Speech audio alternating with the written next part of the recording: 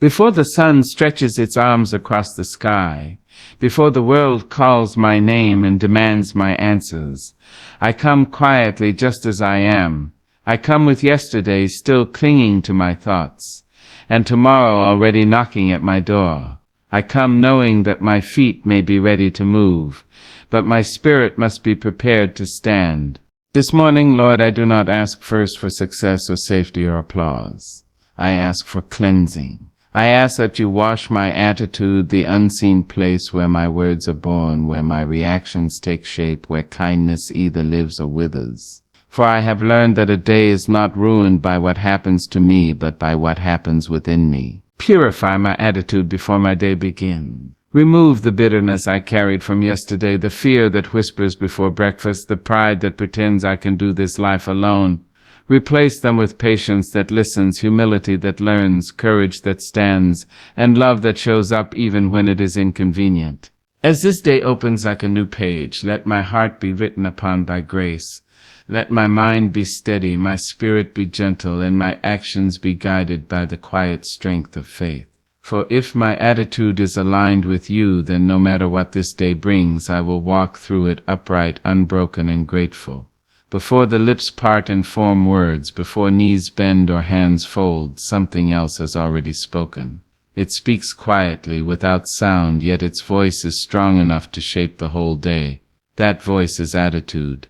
It rises before the sun, stretches before the body wakes, and decides, often without permission, how the world will be received. Long before we say, Lord, help me, our attitude has already told heaven whether we are open, guarded, hopeful, or afraid. Attitude is the first prayer of the day, because it reveals what we truly believe about life, about God, and about ourselves. It tells whether we expect grace or brace for disappointment. It whispers whether we trust that mercy will meet us at the door, or whether we believe the day is already stacked against us. Some mornings we wake up praying fear without saying its name. Other mornings we pray gratitude without realizing our hearts are already bowed. When the eyes open to morning light, the soul opens too, and in that fragile opening, attitude steps forward like a messenger. It carries yesterday's burdens in its pockets if we let it. It carries old arguments, unfinished grief, and the residue of worry that refused to sleep. If left unchecked, that attitude kneels before the day and prays a prayer of heaviness. Prepare me for trouble, prepare me for disappointment, prepare me to defend myself. But there is another way to begin. To ask the Lord to purify our attitude before the day begins is to ask for a holy interruption. It is a request that God step into that quiet space between waking and moving, between breathing and speaking, and cleanse the inner posture of the heart. It is saying, do not let my first prayer be bitterness. Do not let my first prayer be fear. Do not let my first prayer be pride. Because attitude, when unpurified, becomes prophecy. What we expect, we often create. What we assume, we often confirm. A guarded attitude finds enemies everywhere. A resentful attitude finds offense in every tone. A fearful attitude finds danger even in blessing. And all day long we wonder why peace feels distant, never realizing we prayed it away before breakfast. The morning is innocent. It arrives without accusation. It does not know what we failed to do yesterday or what we are afraid of tomorrow. The day comes clean, like a blank page waiting to be written upon. But attitude grabs the pen early. It begins to write sentences before we are aware of the story we are telling. And if the pen is dipped in impatience, the story will bleed frustration. If it is dipped in humility, the story will carry grace. To purify attitude is not to deny reality. It is not pretending pain never happened or that challenges will not come. It is choosing how we will meet them. It is deciding whether we will walk into the day clenched or open-handed. It is deciding whether we will speak from wounds or from wisdom. A purified attitude says, I may not control what happens today, but I can control how I meet it. It says, I will not let every inconvenience steal my joy. It says, I trust that God is already ahead of me, arranging strength for moments I have not yet reached. This kind of attitude does not come naturally. It must be prayed for. It must be practiced. It must be chosen again and again, especially on mornings when the heart feels tired before the body has even moved. On those mornings, purification is less like a gentle rinse and more like a deep washing. God must reach into the hidden corners, the ones we don't talk about, the ones we pretend are fine, and cleanse the places where resentment quietly lives. Because attitude affects everything. It affects how we speak to strangers and how we listen to loved ones. It affects how we respond to delays, corrections, and disappointments. It affects whether we see the divine in ordinary moments or rush past miracles disguised as routine. A pure attitude does not make us perfect, but it makes us present. And presence is where grace does its best work. When attitude becomes the first prayer of the day, it becomes an offering. We lay it down and say, Lord, shape this before I shape anything else. We ask God to adjust our inner compass so we do not spend the day walking in the wrong direction, wondering why we feel lost. We ask for an attitude that bends toward kindness, even when firmness is required. We ask for an attitude that listens before reacting, that breathes before speaking, that remembers we are human before demanding perfection from ourselves or others. A purified attitude also teaches us restraint. It reminds us that not every thought deserves a voice, and not every irritation deserves attention. It teaches us that silence can be strength and patience can be power. It shows us that we do not have to win every argument to protect our dignity, and we do not have to explain ourselves to everyone who misunderstands us. There is a quiet dignity that comes with a purified attitude. It walks into the room before we do. It announces peace without introduction. It steadies the voice, softens the eyes, and slows the pace. People feel it before they understand it. They sense that something is different, not because life is easy, but because the spirit is anchored. And when the storms of the day arrive, as they often do, that first prayer holds, it becomes a shelter. It reminds us that we already spoke to God about this day before it began, and therefore we are not facing it alone. The purified attitude becomes a memory of morning grace echoing through afternoon chaos.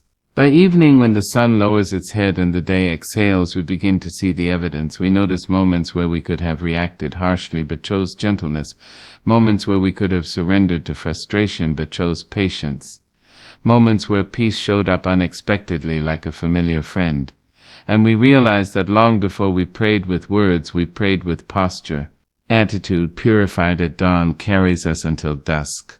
So each morning, before the world speaks loudly, before the phone lights up with demands, before the mind starts racing ahead, let attitude kneel, let it be softened, let it be corrected, let it be purified. Because when the attitude is aligned with God, the day, no matter how heavy, becomes bearable, meaningful, and filled with quiet grace. And that in itself is a powerful prayer. Yesterday has a way of waking up with us. It slips into the room before we open our eyes, settles into our thoughts, and begins to speak as if it still has authority. It reminds us of what went wrong, what was said too sharply, what was never said at all. It carries unfinished conversations, bruised feelings, and promises we did not keep. Though the calendar insists that yesterday is gone, the heart often disagrees. To let go of yesterday before stepping into today is not an act of forgetfulness, it is an act of faith. It is believing that the new day deserves a cleaner beginning than the one we are tempted to give it. It is understanding that the morning was not created to punish us for the past, but to invite us into possibility. Every sunrise is a quiet declaration that God is not finished yet. Yet letting go is hard. We cling to yesterday because it feels familiar. Even pain, when carried long enough, begins to feel like part of our identity. We rehearse old disappointments as if repetition might somehow bring resolution. We replay mistakes hoping that self-judgment will produce growth, unaware that all it produces is heaviness. And so we step into today already tired, already guarded, already carrying a load the morning never asked us to bring. Yesterday teaches, but it is not meant to rule. It can offer wisdom, but it cannot offer life. When we drag it into today unchecked, it begins to color everything.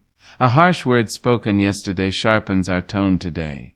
A failure from last week convinces us we will fail again. A loss from years ago whispers that joy is temporary and trust is dangerous. Slowly, subtly, yesterday begins to sabotage today's grace. Morning prayer becomes a doorway where release can happen. It is the sacred moment where we say, I will not let what was define what can be. Letting go is not denial. It is discernment. It is choosing to carry forward the lesson but leave behind the burden. It is allowing God to separate what shaped us from what shackles us. There is a holy mercy in mornings because they arrive without memory. The sun does not ask how we behaved yesterday before it rises. The birds do not withhold their song because we stumbled.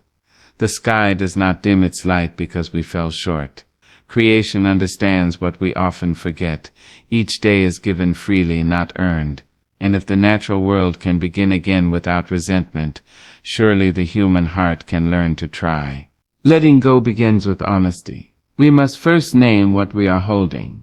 We must admit the resentment we tucked away behind politeness, the guilt we disguised as responsibility, the grief we pretended had already healed. God does not ask us to release what we refuse to acknowledge. The prayer of release starts with truth spoken gently but clearly. This still hurts. I am still angry. I am still afraid. And then comes surrender. Not the kind that collapses in defeat, but the kind that opens its hands. We place yesterday before God, not wrapped neatly, not explained away, but as it is. The arguments, the regrets, the tears that came too late. We say, take this. I cannot carry it, and still walk freely into today. There's a quiet freedom in releasing yesterday. It feels unfamiliar at first, like standing without a weight we have grown used to leaning on. We may reach back instinctively, searching for the familiar ache, the familiar story, but with time we realize that what we thought was strength was often just survival, and survival, while necessary for a season, was never meant to be a permanent way of living. When yesterday is released, today begins to breathe. Colors seem brighter, patience stretches further, and hope feels less like a stranger. We respond rather than react. We listen rather than defend. We allow ourselves to be present instead of perpetually bracing for impact. Letting go does not erase memory, it redeems it. The past becomes a teacher, not a jailer. This release also reshapes how we see ourselves. We stop defining our worth by our worst moments. We stop measuring our future by our failures. We remember that we are more than the sum of our mistakes and more than the weight of our losses. We are still becoming, and becoming requires room that yesterday's baggage simply does not allow. There is also a gentleness that emerges when we let go. We become less harsh with ourselves and, surprisingly, less harsh with others. We recognize our shared fragility. We understand that everyone we meet is carrying some version of yesterday, some unspoken history. And this understanding softens us. Compassion grows where judgment once lived. Letting go of yesterday before stepping into today does not mean the past will never knock again. Some days it returns uninvited, with familiar arguments and familiar pain. But now we know how to answer the door. We acknowledge it, thank it for what it taught us, and remind it that its time has passed. We do not let it sit at the table and decide the menu for today. As the day unfolds, we begin to notice something sacred.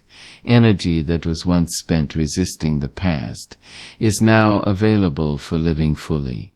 Creativity returns. Laughter comes more easily. Even challenges feel lighter because we are not fighting them with an already exhausted spirit. We move through the day with a sense of alignment, as if our inner world has finally caught up with the present moment. By evening, when reflection comes naturally, we see the difference. We see moments where yesterday would have triggered bitterness, but today allowed grace. We see choices made from clarity rather than fear. And we realize that letting go was not a loss, it was a gain. We did not leave part of ourselves behind. We reclaimed ourselves. So each morning, before stepping into the noise and demands of the world, let us pause. Let us stand at the threshold between what was and what is possible. Let us thank yesterday for its lessons and release it from its duties. Let us step forward unburdened, trusting that today has enough grace for itself. Because when yesterday is laid down, today can finally rise. There is a quiet power, in humility, a strength that does not shout but steadies, a courage that does not dominate but shapes. It is the willingness to admit first to oneself and then to God that we do not hold the reins of life as tightly as we think. We wake in the morning, eager to set the course, to command the day, to bend circumstances and people to our will. Yet in that eagerness we often forget that life's wheel turns not by our hand alone, but by a design far greater, far wiser than our own. To choose humility over control is to release the illusion that we are the architects of every outcome, and instead to become stewards of the heart, the mind, the spirit. It is to kneel, not in weakness but in understanding, that God's wisdom is the true compass. Control seduces us with its promise of safety. We like to believe that if we manage every detail, monitor every moment, and anticipate every twist, we can keep ourselves secure. The world encourages it, applauds it, and sometimes even rewards it. But control is heavy, and its weight bears down on the soul. It tells us we must dominate, that we must orchestrate, that life's music will play only if we conduct. Yet no matter how tightly we grip, life flows through us like water never fully held. And so the first act of humility is to loosen our fists and let God's current move us. It is to whisper, I cannot carry this alone. I cannot foresee what is coming, but I can trust you. Humility begins with recognition of our limitations and our dependence. It asks us to look into the mirror of the soul and admit that pride, though disguised as competence, can blind us to grace. Pride insists that we are sufficient, that the weight of the world rests on our shoulders, that our reasoning is flawless. Humility counters that with a gentle, persistent truth: we are fallible, we are human, and we are meant to rely on God's guidance as much as our own discernment. This does not render us powerless, it renders us aligned. It places the mind in partnership with God rather than in opposition. Choosing humility over control reshapes how we respond to life's unpredictable turns. When a setback comes, humility teaches patience rather than panic. When a person disappoints, humility teaches understanding rather than anger. When circumstances frustrate, humility teaches surrender rather than rebellion. It does not make the trials vanish, but it changes the way we inhabit them. We become less reactive, less consumed with asserting our will, and more open to learning, to growing, and to receiving the hidden blessings embedded in the challenge. Morning prayer becomes the place where this choice is made anew. Before the world begins its demanding rhythm, before voices clamor for our attention and tasks stack like towers, we bow in acknowledgement that we do not and cannot control everything. We ask God to shape our hearts, to guide our steps, to order our thoughts in ways that align with divine wisdom. We pray for the strength to let go of what we cannot change, and the clarity to act on what we can.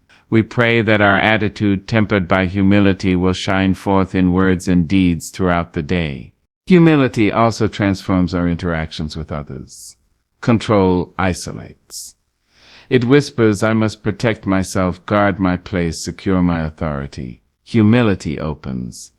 It whispers, I can listen, I can learn, I can yield. When yielding does not betray integrity. When we meet the world from a posture of humility, we build bridges rather than walls. We find that collaboration flows more freely, understanding grows more naturally, and conflicts resolve with less strain. In humility, we discover the paradoxical truth: yielding can be stronger than asserting, listening can be more powerful than speaking, and grace can accomplish more than force. Yet humility is not passivity. It does not demand that we cower in the face of injustice or shrink away from responsibility. True humility recognizes the responsibility of action, tempered by the wisdom of discernment. It says, I will act where action is required, but I will not act where pride compels me. It asks for guidance before judgment, patience before reaction, and compassion before assertion.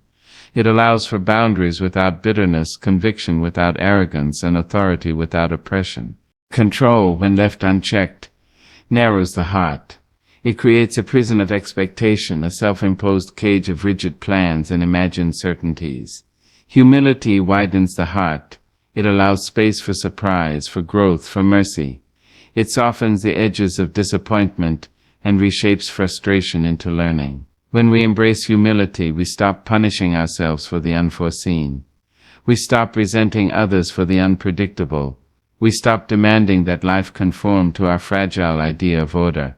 And in that space, freedom blooms. There is also a beauty in the vulnerability that humility brings.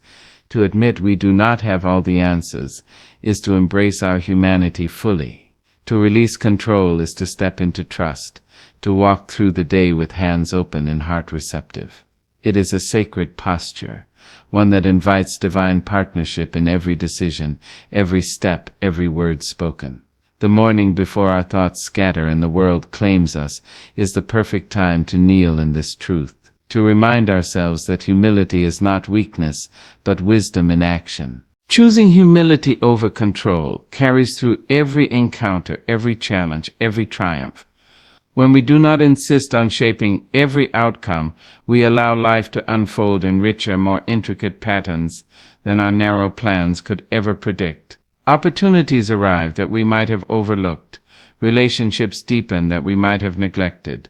Joy reveals itself in unexpected corners where rigid control could never have ventured. In humility, we see the world through eyes less clouded by ego, more attuned to grace. By evening, we notice the evidence of this choice. Moments that could have sparked conflict have been met with patience. Moments that could have ignited pride have been tempered with restraint. We see how actions taken in humility ripple outward, touching others with gentleness, shaping outcomes with quiet strength. And we understand that control, while tempting, cannot match the power of a heart aligned with God's wisdom. So each morning, before the sun rises fully and before the day claims us, we must choose. We can grip the reins tightly, attempting to dictate the flow of life, or we can release them in trust, walking in humility. We can pray for guidance rather than victory, for understanding rather than dominance, for patience rather than immediate satisfaction. We can begin the day acknowledging that control is an illusion and humility is a doorway into freedom, into grace, into alignment with the divine. In this choice lies peace. In this choice lies strength. In this choice lies the prayer that shapes the day before it begins. To choose humility over control is to step lightly, but walk surely. It is to let the Spirit lead where the mind might overreach. It is to trust that God's vision is broader than ours, that divine timing is wiser than our impatience, and that the heart shaped by humility is the heart most capable of joy, compassion, and endurance. And so we pray, Lord, guide my heart, soften my pride, steady my hands. Help me choose humility over control so that my spirit may be free, my day may be aligned, and my life may be a reflection of your wisdom. Amen. There is a rhythm inside the human heart, a quiet beat that often goes unnoticed, yet shapes every thought, every decision, every glance. This rhythm is the posture of the soul, the stance we carry into the world before words are spoken and before feet move across the floor of daily life. Some carry it hunched with worry, heavy with resentment, braced against disappointment. Others carry it rigid with pride, straining to prove their worth, to assert their place. But there is a higher alignment, a sacred positioning that reaches beyond the visible, beyond what the world applauds or condemns. It is the posture that harmonizes with God's Spirit, that allows the heart to be a vessel of grace, patience, and love. To align our inner posture with God's Spirit is to stand fully present, fully attuned, fully open to the work of the divine within us and through us. Morning offers the perfect stage for this alignment. When the first light stretches across the sky, when the air is still and the day has not yet demanded our energy, we have a choice. We can rise carrying yesterday's weight, allowing the bitterness, fear, or fatigue to press against the chest like stones. Or we can rise with intention, letting the Spirit lead, letting God's presence fill the unseen spaces of the heart. It is not enough to rise physically. The soul must awaken, the posture must shift, and the heart must prepare to receive and reflect divine influence. Alignment begins with awareness. We must notice the shape of our interior lives, the inclinations of our thoughts, the tendencies of our hearts. Do we carry judgment too easily? Do we hold resentment too tightly? Do we approach the world with suspicion or with hope? Awareness is the first act of freedom, for we cannot change what we do not recognize. It is the prayer whispered even before speech forms. Lord, show me the state of my heart. Reveal the weight I carry, the pride I harbor, the fear I nurture. Once we see clearly, we can begin the delicate work of adjustment.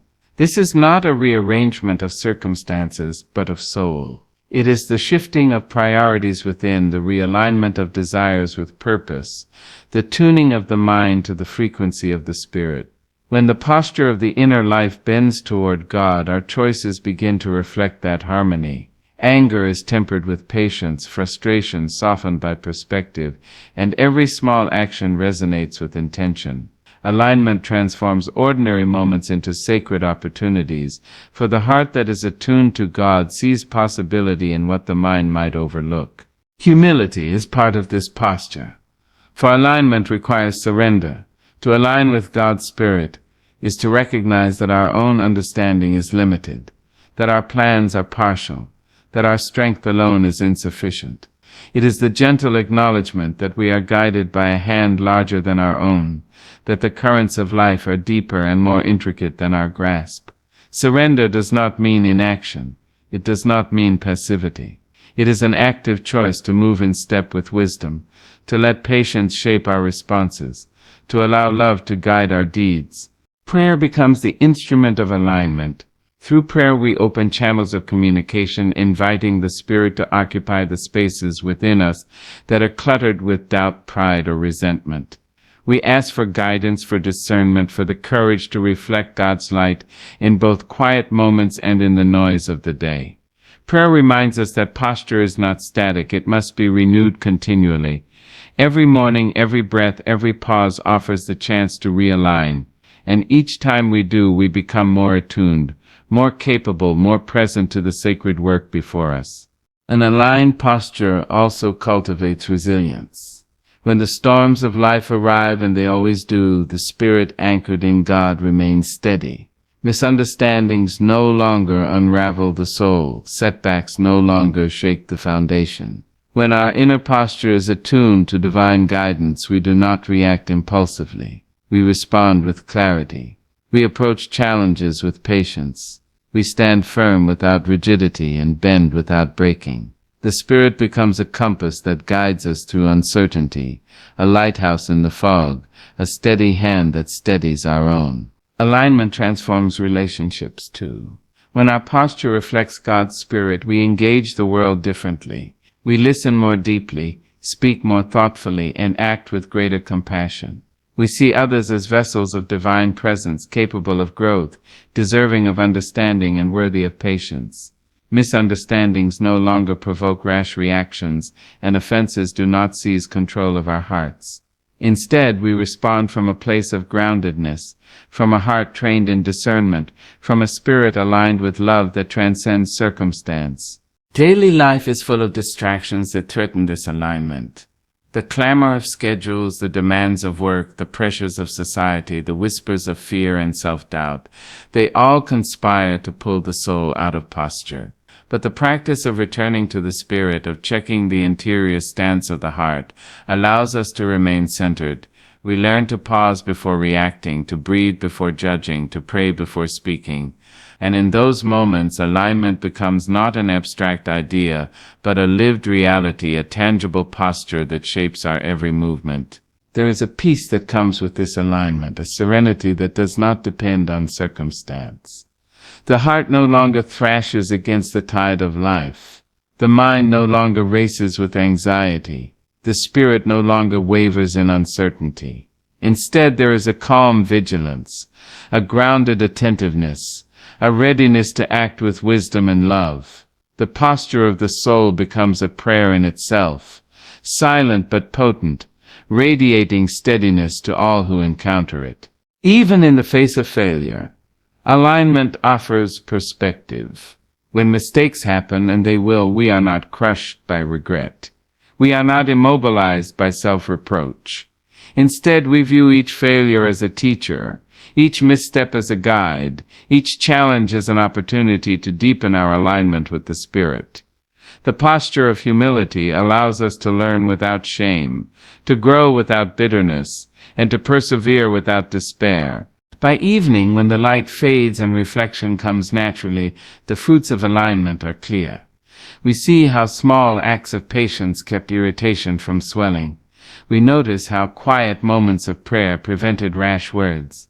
We recognize how the steady posture of the Spirit allowed for grace to touch conversations, decisions, and actions. And we understand that this alignment is not a reward but a practice, a choice, a discipline that can be renewed each morning and maintained throughout the day. To align our inner posture with God's Spirit is to stand fully human, fully aware, fully open to divine guidance. It is to carry ourselves in a way that reflects wisdom, patience, and love. It is to let the Spirit shape our thoughts, calm our anxieties, temper our pride, and ignite our compassion. It is to walk through the world not merely reacting to circumstance, but moving in harmony with purpose, guided by the gentle, persistent hand of God. And so each morning, as the day begins, we are called to pause, to breathe, to bow inwardly, and to ask, Lord, align my posture with your Spirit. Straighten my thoughts, steady my heart, and guide my hands. Let my soul walk in your rhythm, my mind reflect your wisdom, and my actions echo your love. For when the posture of the heart is aligned with God, the day moves with grace, and we walk not as burdened beings, but as vessels of light, presence, and divine purpose. To walk through the day as a vessel of grace is to carry something unseen yet profoundly felt. It is to step into morning light, knowing that every action, every word, every thought can be a channel through which God's love moves. Grace is not merely a blessing received. It is a force that flows through the one who is willing to be open, humble, and attuned. To be a vessel of grace is to be a living prayer, a quiet conduit of patience, kindness, and mercy, shaping the day not by power or dominance but by presence and integrity. It begins long before the first encounter, before the first task, before the first decision. It begins in the stillness of dawn, when the heart whispers to God, "Make me a vessel, fill me with your Spirit. Let all that I am reflect your light."